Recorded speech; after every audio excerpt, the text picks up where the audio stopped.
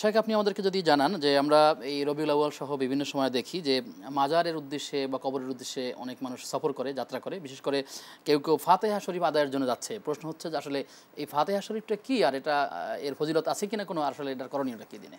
জি, মাজারের উদ্দেশ্যে কোথাও গমন করা, রাসূলুল্লাহ সাল্লাল্লাহু আলাইহি ওয়াসাল্লামের একটা সুস্পষ্ট হাদিস, এটা প্রসিদ্ধ, লা তাশুদ্দু রিহালুল্লাহ ফি সালাসাতিন, সেটা হলো মসজিদে আকসা, মসজিদে নববী, বাইতুল্লাহ, এই তিনটি স্থান ব্যতীত অন্য কোনো স্থানকে কেন্দ্র করে মাকসাদ করে এরকম কোনো যাওয়ার কোনো শরীয়তের কোনো বিধিবিধান নেই। আপনি সিলেট যাচ্ছেন, আপনি যে কোনো জায়গায় যাচ্ছেন, আপনি চিন্তা করলেন যে সিলেটে আমি একটা কাজে যাব, আচ্ছা ঠিক আছে, এখানে একজন আল্লাহর ওয়ালি বুজুর্গ শুয়ে আছেন, শাহজালাল রাহিমাহুল্লাহ তাআলা, আপনি তার কবরে সেখানে গেলেন, আপনি জিয়ারত করলেন। সেখানে জিয়ারত আপনার নিজের জন্য চাচ্ছেন না, সেখানে আপনি বলছেন আল্লাহ আমাদের এই একজন দিনের দায়ী, তার মাধ্যমে এই দেশে ইসলাম প্রচার হয়েছে, সেজন্যই আমরা ইসলামের একটা সাক্ষাৎ পেয়েছি, ইসলামের একটা সুমহান আদর্শের সাথে পরিচিত হতে পেরেছি, এই জন্য তার জন্য আমরা আল্লাহর কাছে পুরস্কারের প্রাপ্তির জন্য আমরা দোয়া করতে পারি, জান্নাতের উঁচু মাকামের জন্য দোয়া করতে পারি। এইটুকুই, নিজেদের আমাদের মৃত্যুর কথা স্মরণ হবো যে এত মহান মহান ব্যক্তিরা পৃথিবী থেকে শত শত বছর আগে চলে গেছেন, আমরাও থাকবো না। এটা মনে করে আমাদের জীবনটাকে ওই রকম নববী আদর্শের ছাঁচা বানিয়ে আমরা গড়ে তোলার জন্য চেষ্টা করি, এটা হলো মূল মাকসাদ। তো এখন এটাকে বাদ দিয়ে বিভিন্ন মাজার কেন্দ্রিক, বিভিন্ন দরবার কেন্দ্রিক বিভিন্ন সময় ফাতেহা শরীফ, যেটা আপনি বললেন, ফাতেহা শরীফ ইসালে সওয়াব উপলক্ষে, মৃত্যুবার্ষিকী উপলক্ষে একসাথে হওয়া। এখন ফাতেহা শরীফ আমাদের দেশে কোনটা? এটা হলো আসলে পীরদের যে সমস্ত মাজারগুলো আছে প্রচলিত, সেই জায়গাগুলো, এটা আপনাকে সরাসরি বুঝতে হবে যে মাজারগুলো তো যে বিভিন্ন উপলক্ষ করে একত্রিত করার যে সিস্টেমটা চালু হয়, এটা হলো পীরদের একটা ব্যবসায়িক, একটা বাণিজ্যিক নির্ভর একটা চিন্তা ভাবনা।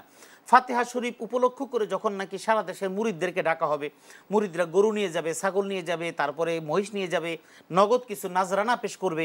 তো এরকমভাবে দিলে একটা ফাতেহা শরীফকে কেন্দ্র করে যদি মুরিদদেরকে ডাকা যায়, বছরে একবার ফাতেহা শরীফ, একবার উরুস শরীফ, একবার ইসালে সওয়াব শরীফ, এইরকমভাবে বিভিন্ন মুসলমানি, কানফোরানি, নাকফোরানি বিভিন্ন দিবস দিয়ে যদি পীরের দরবারে ডাকা যায়, মুরিদরা কমপক্ষে যা আসে সবাই দিলে মোটামুটি দরবারের আর কিছু লাগে না। এবং প্রত্যেকটা দরবারের পীরজাদা এবং পরবর্তী গদ্দি নিশিন যারাই আছে, তাদের কোনো ব্যক্তিগত আলাদা কোনো ব্যবসা নাই, তারা কিন্তু এই পীর ব্যবসায়ী সবচাইতে পুঁজিবিহীন একটা ব্যবসা। এই ব্যবসার সেটা ভিন্ন কথা, কিন্তু এটাই অধিরিক্ত। এবং যেভাবেই বলেন না কেন, যে কোনো লাইনের পীর বলেন না, পীরদের আলাদা কোনো কাজ নেই, পীরদের কাজই এটা। এবং কোনো পীর আজ পর্যন্ত আপনি দেখবেন না ওই পীরের খেলাফত ওই পীরের পরিবারের বাহিরে গেছে, এমন কোন একজন পীর আপনি দেখাতে পারবেন না, এটা নেই। তো এখন এই ফাতেহা শরীফ মানে কি?